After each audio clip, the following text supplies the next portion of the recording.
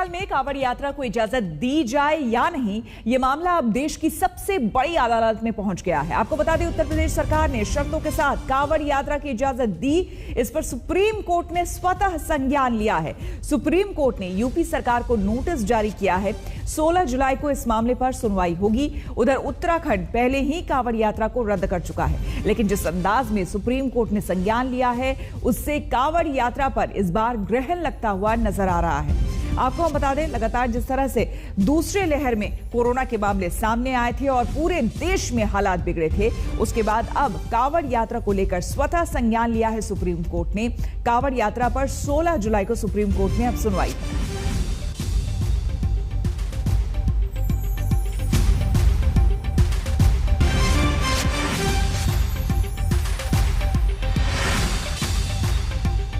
पिछले काफ़ी दिनों से बहुत इसमें एक्सरसाइज की, उच्च अधिकारियों से भी बात की और पड़ोसी राज्यों के अधिकारियों की भी आपस में वार्ता हुई।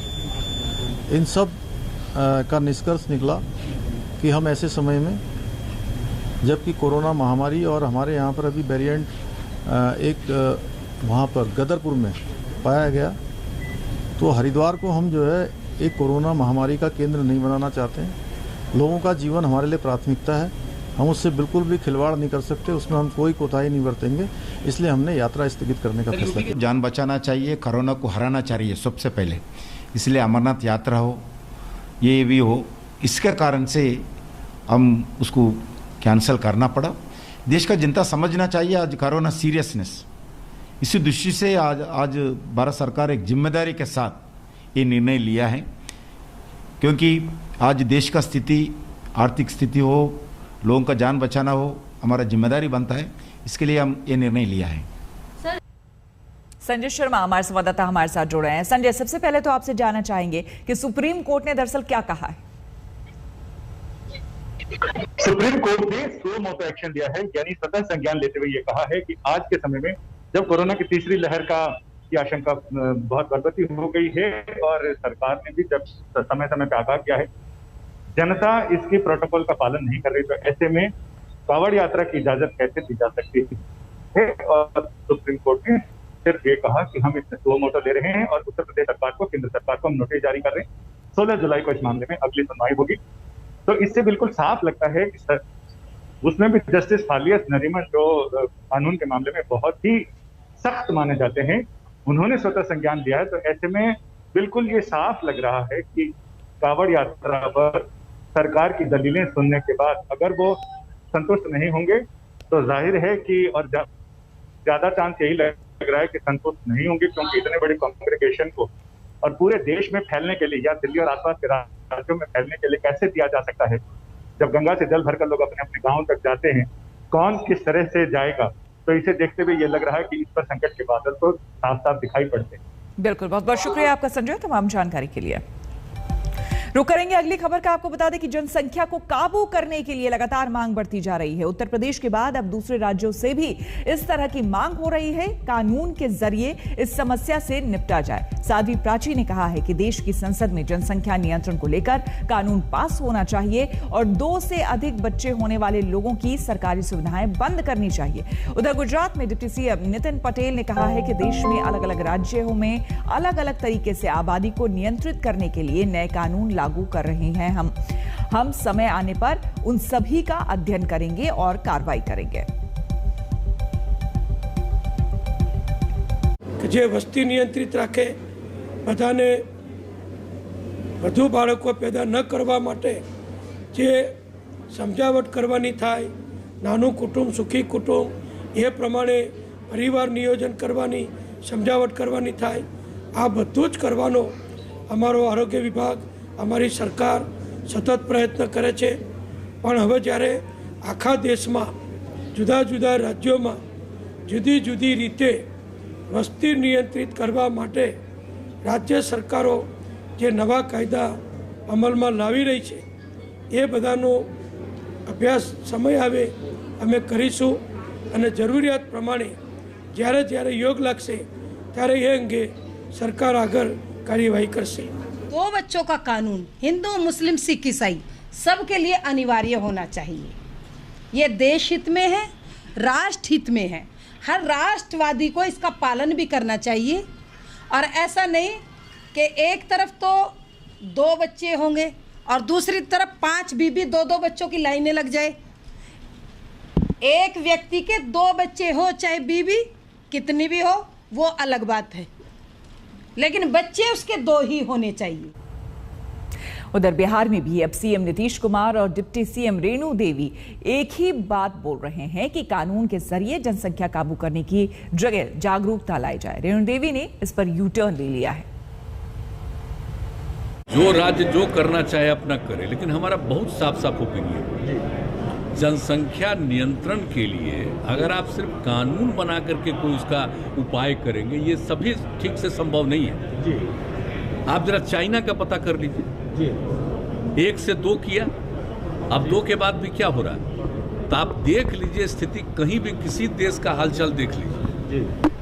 ये सबसे बड़ी चीज है कि जब महिलाएं पूरे तौर पर पढ़ी रहेंगी तो इतनी जागृति आती है, इतना कॉन्शसनेस होता है कि अपने आप प्रजनन दर घटेगा। जनसंख्या नियंत्रण नहीं रखेंगे तो हम कुपोषण के शिकार होते जाएंगे।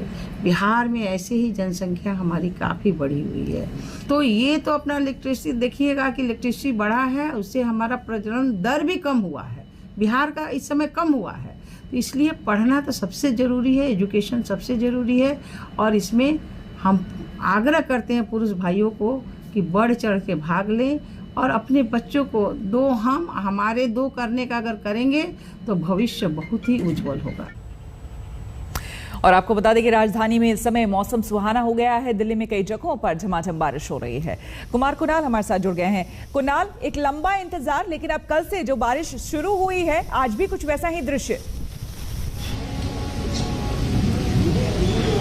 आज उससे कहीं ज्यादा जबरदस्त बारिश हो रही है। आप कह लें कि मूसलाधार बारिश तो कम बात नहीं होगी। इस समय आपको हम दिखाएं, हम क्लॉड प्लेस में हैं, जिसको राजधानी दिल्ली का दिल भी कहा जाता है, और तेज हवा चल रही है और साथ ही साथ काफी तेज बारिश हुई है। और पिछले लगभग आधे घंटे से जो बारिश है वो लगातार इस समय चल रही है। तो ये एक अच्छी बात है। और सबसे बड़ी बात है कि जो बिजली है, बिजली की भी आवाज आज काफी तेज है।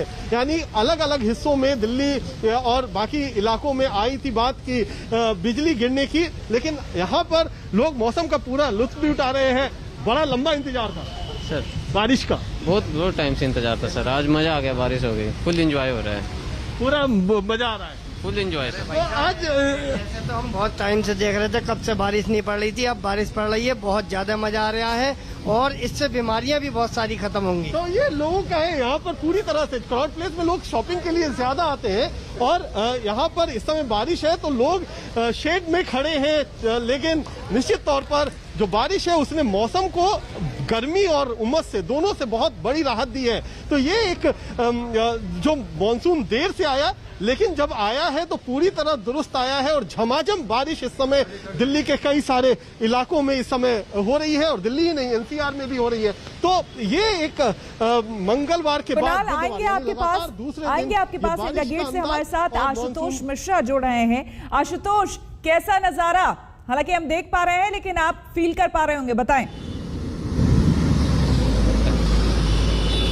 ये दरअसल श्वेता, तो मानसून का इंतजार था, लोग पहले ही लगातार नाराज हो रहे थे, गुहार लगा रहे थे कि मानसून आखिर तुम कब आओगे, और अब जब आए हैं तो वो मुश्किलें देखने को मिल रही हैं। मतलब अब से थोड़ी देर पहले देखिए, यहाँ ठीक 5 मिनट भी नहीं हुए होंगे, थोड़ी सी जो बरसात की तीव्रता है वो कम हुई, वरना इसके पहले एक तो एकदम ये काला हो चुका था सब कुछ, और विजिबिलिटी भी लगभग ऐसा लगा कि अगर ऐसी स्थिति रही तो थोड़ी देर बाद विजिबिलिटी भी नहीं रहेगी। और बारिश इतनी तेज थी, तूफान था कि छाता लेकर के आप यहाँ नहीं खड़े हो सकते, आपका छाता उड़ जरूर जाएगा। वाटर लॉगिंग की हालांकि अभी तक रिपोर्ट्स नहीं मिली है, लेकिन पानी की रफ्तार, पानी किस तरह से थी, जितने लो लाइन इलाके हैं वहां पर पानी जमना शुरू हो गया था। अब दिल्ली जैसे शहरों में पिछले कई सालों से हम देख रहे हैं, जरा सी तेज बरसात हो जाए तो वाटर लॉगिंग जरूर हो जाती है। लेकिन हाँ, राहत की बात यह जरूर है, और जब से मानसून कम से कम आया है अब इसने दिखाना शुरू की है अपनी तीव्रता। हर जगह पे तेज बरसात, लगभग 20-25 मिनट काफी तेज बरसात चली है। इन इलाकों में धीरे से कम है, लेकिन बादलों की, जिस तरह से बादलों की आवाजाही है, ये मान सकते हैं कि शायद आज का पूरा दिन अभी ऐसा ही रहेगा। हालांकि मौसम विभाग ने कहा था